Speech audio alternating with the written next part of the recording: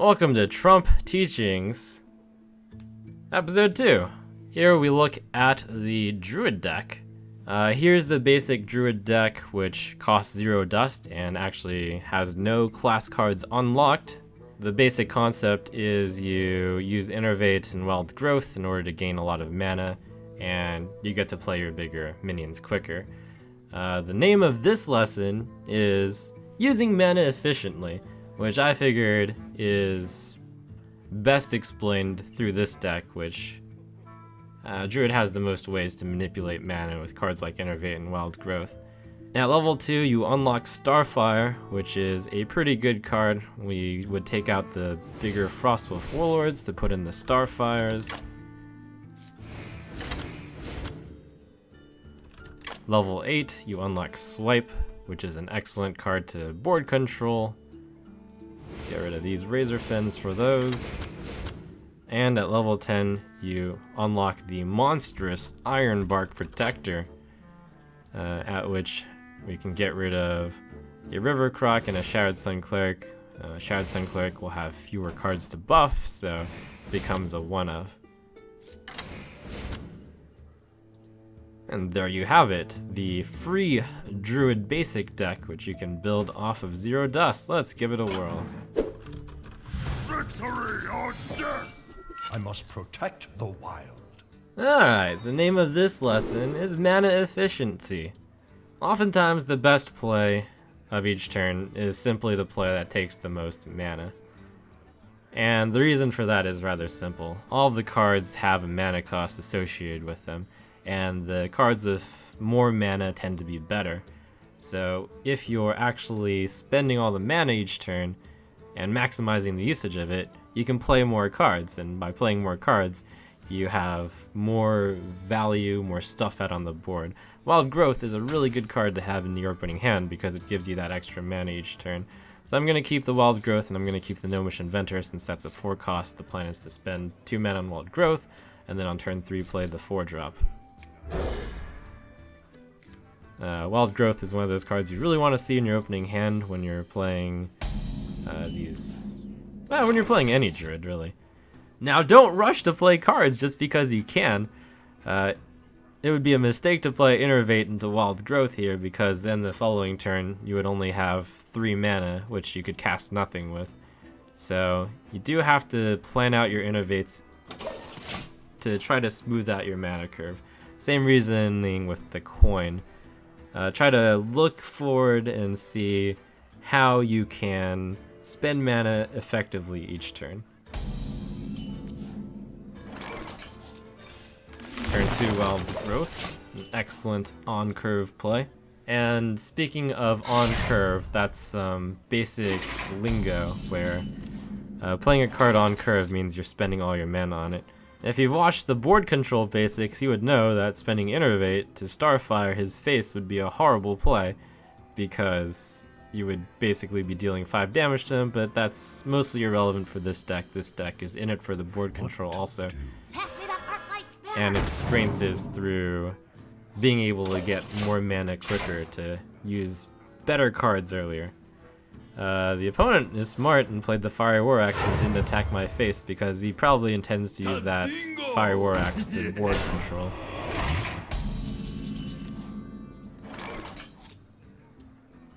Alright, so always consider the play that takes the most mana as like a possible play, and you have to have a good reason not to do it, basically. So we look at it first, and it's like Innervate Stormwind Champion. You would get a 6/6 on the board. This would be a 3/5. Now there is a reason not to do the play here, because in that case, his 3/5 and his 3/2 axe would swing back at the Stormwind Champion and kill it. So that's not the best play here. You could Innervate Starfire, but that wastes 1 mana. You could Innervate Starfire Claw, but clawing the face is bad. So we bring down our mana usage level to, okay, how can we spend 5? How can we deal with this, really? Claw and Hero ability will be 3 damage plus the 2 to kill that. And then you spend the rest of the mana efficiently on this Bloodfoot Raptor. Hey, give me a minute!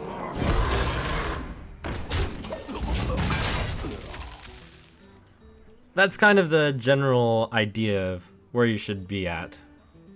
with any play. You'll look first at what play takes the most mana and you think, oh, is that a good play? If it's not a good play, you kind of move down. You have to basically have a reason not to do the play, which takes the most mana. Here, again, you could innovate into Stormwind Champion. It has a slight problem of giving you one more mana than you can spend, so I'd like to find a way to get around that if possible. Starfire is on curve, but dealing 5 damage to that is severe overkill.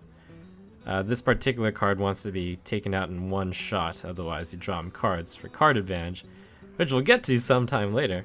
So really the plays are either Shattered Sun Cleric plus Bloodfin Raptor, and then you can one-shot that, or you innovate out the Stormwind Champion. I'm going to choose to do the Shattered Sun Bloodfin Raptor. The sun well. Keep the innovate for flexibility. Hey, give me a minute. And as always, make sure to board control. This particular deck has Stormwind Champion in it, and this card is at its best when you have several minions out already. Hopefully after you've established board control. Dingo! Yes! We can see the strength of this deck because I've got 7 mana to play with, and the opponent has constantly been 2 mana behind. So here we go with this, well... Okay, so you see I immediately reached for the Stormwind Champion because that is the most mana efficient play. And then I was going to innovate and then do a hero ability. And then a 4/2 plus that gets into that. However, in this case, Starfire is just too good an answer. Does 5 damage to that, it's perfect. Push forward. Hey, give me a minute. Nature will rise against you. Also had the option to innovate out Mark of the Wild, but Locked and loaded. I like to save that as a card up my sleeve. I prefer to use the Mark of the Wild for board control instead of doing damage to the face, basically. Here we'll maximize our mana usage by playing this giant Ironbark Protector, and also innovating out the Mark of the Wild, which can be used to now kill this without having this die itself. I've got a huge guy.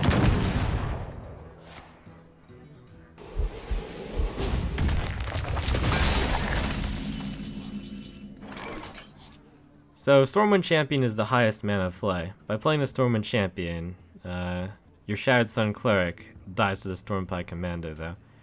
So the other option is to Starfire this, but that stealing 5 damage is something with 2 health. Neither option seems particularly great. I'm going to go with the move that takes the most mana and gets the 6/6 out. In this case, even though board control is pretty good, hitting the opponent for 6 to the face, especially since this is taunt and this will probably hit this anyways, it's worth it to hit the face there. The gates are open. Alright, Lord of the Arena. Now that is 5 health, perfect target for Starfire. And we can even use our mana perfectly with Starfire and Senjin Shieldmaster, very exciting.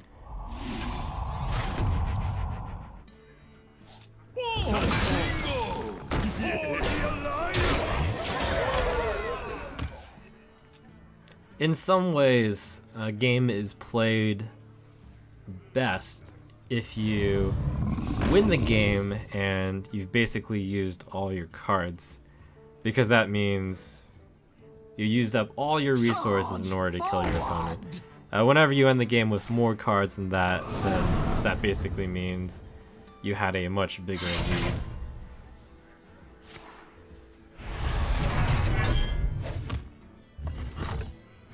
And in this case, by using mana efficiently, we get to kill our opponent with just the right amount, and to have constantly stayed ahead of the opponent by having more mana used than him.